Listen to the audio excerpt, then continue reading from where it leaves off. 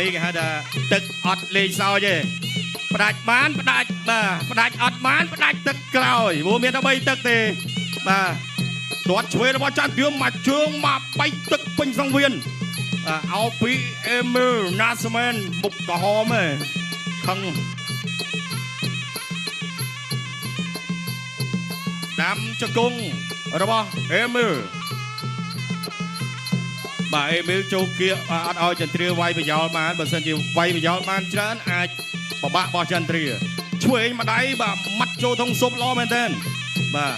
ចាប់អោបជាប់អេមីលជង្គង់របស់ចន្ទ្រាសងបាទអេមីលហាក់ដូចជាដឹងចន្ទ្រាមិនសូវលេងជង្គង់បាទអញ្ចឹងចូលគៀកច្រើនមែនទែនបាទចន្ទ្រាឆ្វេងស្ដាំរបស់អេមីលកីឡាករស្វីដិនជង្គង់ទៀតជង្គង់របស់ចន្ទ្រាបាទអញ្ចឹងអេមីលនាំអាចចន្ទ្រាលេងជង្គង់ហើយជង្គង់របស់ចន្ទ្រាបាទជង្គង់របស់ចន្ទ្រាថាកំណោបានចង់ជង្គង់បាទចង់កណ្ដាប់ដៃកែកអីយ៉ាកែរបស់អេមីលមុនមកកែងបាទអូយជង្គង់បាទបកកែរបស់អេមីលក៏មិន